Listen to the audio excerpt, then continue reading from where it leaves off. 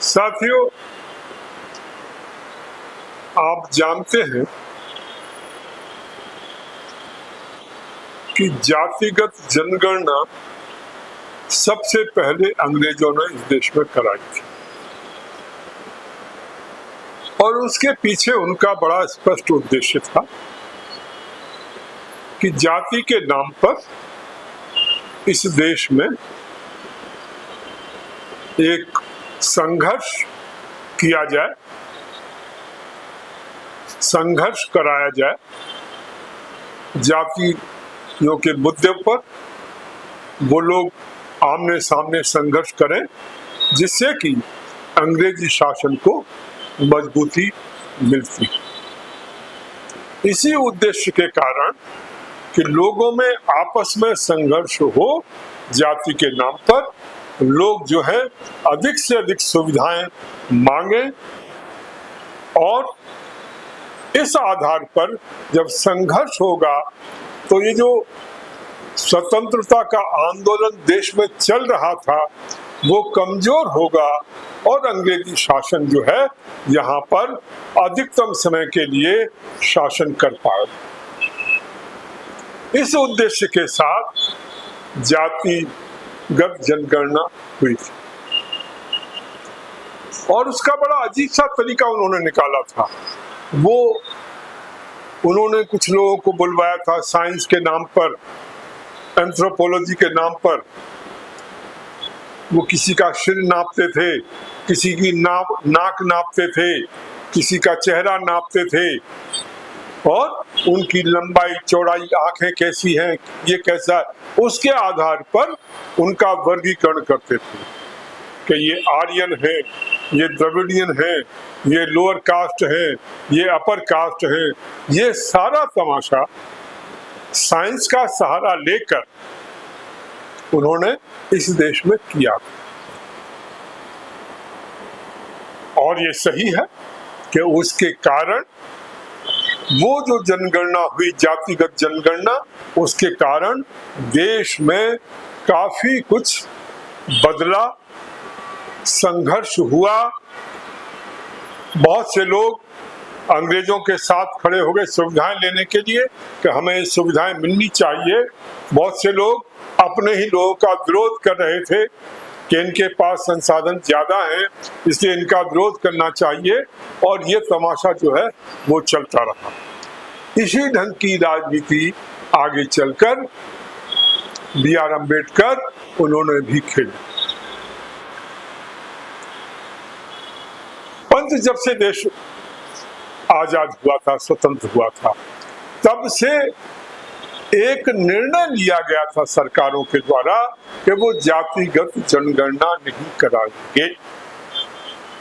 Congress party के नेताओं का भी इसी ढंग का निश्चय था। उनके ऊपर काफी प्रेशर आया बहुत से ग्रुपों का कि जातिगत जनगणना होनी चाहिए और वो हमेशा विरोध करते रहे और जातिगत जनगणना नहीं हुई। जनसंघ और बीजेपी या दूसरे जो लोग थे वो भी इसको लेकर के विरोध करते रहे और उन्होंने भी इस जातिगत जनगणना का विरोध किया। बीच में एक बार कांग्रेस पार्टी का मन बना तो बीजेपी ने विरोध किया, जिसके कारण से वो वहीं रुक गया। पर इस बार मैं देख रहा हूं कि स्थितियां बिल्कुल बदली। पहले राजीव गांधी इस बात की डिमांड कर रहे थे कि जातिगत जनगणना होनी चाहिए और जिसकी जितनी जनसंख्या उसके आधार पर उसको उतना अधिकार मिलना चाहिए। अब पता नहीं वो इसको कैसे लागू करते, मेरी आज तक समझ में नहीं आया। देश में एक प्राइम मिनिस्टर होता है, क्या वो सभी जातियों से इतने प्राइम मिनिस्टर बना देते? ऐसा हो नहीं सकता। आप किसी एक ग्रुप से ही बनाओगे, परंतु ये चलाया जा रहा है, अब भी चलाया जा रहा है और बहुत से लोग उसको मान भी रहे। परंतु आश्चर्य ये होता है, बीजेपी लगातार इस बात का विरोध कर रही थी।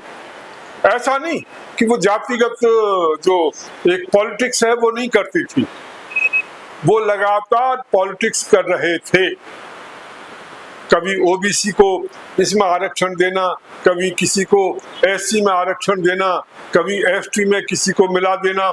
लगातार वो इस ढंग की जातिगत जो आरक्षण के नाम पर जाति के आधार पर राजनीति कर रहे थे। परंतु फिर भी जनगणना का वो विरोध कर रहे थे। परंतु अचानक क्या हुआ उनको, उन्हें एकदम जातिगत जनगणना जो है इतनी अच्छी क्यों लगने लगी? राहुल गांधी का वो जो उन्होंने बोला था वो क्यों अच्छा लगने लगा? वैसे राहुल गांधी ने एक बार बोला था कि देखो इनको करानी पड़ेगी, ये कराएंगे, ये मैं गारंटी से कहता हूं। और वही हुआ। रातों रात उनके दिमाग बदल गए, रातों रात उनके तर्क बदल गए, रातों रात उनका पूरा सिस्टम बदल गया। जो कल विरोध कर रहे थे वो आज पक्ष में आके खड़े हो गए, और जो विरोध में आर्गुमेंट दे रहे थे, राहुल गांधी को पप्पू कह रहे थे यदि वो कुछ कह रहा था, आज वही पप्पू का काम ये बीजेपी कर रही है। दुर्भाग्य इस देश का कि राजनीति के नाम पर, वोटों के नाम पर ये सारी पार्टियों जो है इधर से उधर हो जाती हैं। किसी का कोई एक स्थायी कि भाई इस ढंग की हमारी राजनीति है, हम इस ढंग की राजनीति करेंगे, ऐसा कुछ नहीं है। यही लोग थे जिन्होंने नारा लगाया था बीजेपी वालों ने कि बटोगे तो कटोगे, जाति के आधार पर मत वोट करना, ये मत करना, वो मत करना, और उसका फायदा लेकर के अब फिर जातिगत राजनीति करने लगे। इससे इनको क्या फायदा होगा ये तो मैं नहीं जानता, परंतु इससे एक बात निश्चित है, देश कमजोर होगा। लोग जाति के आधार पर आपस में लड़ेंगे, झगड़ेंगे, विवाद करेंगे, अधिक से अधिक लोग अधिकार मांगेंगे, अधिक से अधिक नौकरियां मांगेंगे, अधिक से अधिक रिजर्वेशन मांगेंगे, और इस प्रोसेस में जो कमजोर लोग हैं, जो कमजोर जातियां हैं, जिनके पास जनसंख्या नहीं है, उनके साथ कोई नहीं खड़ा होगा, और जिनके साथ जनसंख्या होगी उनके साथ सभी लोग खड़े हुए दिखाई देंगे। और इस प्रकार से इस आधार पर इस देश में पुनः संघर्ष होगा, आपस में खून खराबा होगा, आपस में मन मुटाव होगा, और ये देश को अल्टीमेटली कमजोर करेगा, हिंदू समाज को भी कमजोर करेगा। पर न जाने क्या बीजेपी को सूझी है, क्या उनकी समझ में आया है। वैसे वो रंग बदलने में बड़े माहिर, और एकदम से वो अपना नैरेटिव एकदम चालू कर देते हैं, एकदम दूसरे ढंग के जो बात कहनी होगी उसका नैरेटिव तुरंत आर्गुमेंट चालू कर देते हैं। इस मामले में वो बहुत चालाक है, समझदार है, उनके पास पैसा है, अपने लोगों को उसी ढंग से निर्देश दे देते हैं, और वो जो है पूरे हिंदुस्तान में उसी एक ढंग का नैरेटिव जो है वो चालू होने लगता। कुछ दिनों पहले मैं देख रहा था, इन्हीं के लोग लिख रहे थे, तो देखिए जी इससे हम मुसलमानों की जो जातियां हैं उनकी भी जनगणना कर लें। क्या बेवकूफी की बात कर रहे हैं। न तो वो अपनी जाति जनगणना कराएंगे, न वो इस बात के लिए तैयार है। हाँ, आप हिंदुओं की जरूर करा दोगे और हिंदुओं को आपस में लड़वा दोगे, हिंदुओं को कमजोर करा दोगे। अरे करना है तो कर लो ना, आपको किसने मना किया था उनकी जनगणना करने के लिए। परंतु ये स्थिति चल रही है जो कि बहुत ही खतरनाक है, और इसमें बीजेपी कांग्रेस दोनों एक जैसी राजनीति इस देश में चल रहे हैं। साथियों, इस वीडियो को लाइक करिए, सब्सक्राइब करिए, कमेंट्स करिए, और आपकी क्या ओपिनियन इस विषय में उसके बारे में। साथ में QR कोड लगा हुआ है राष्ट्रवान पार्टी के लिए, जिससे कि हम समाज की सेवा कर पाएं, हिंदू समाज के मुद्दे उठा पाएं,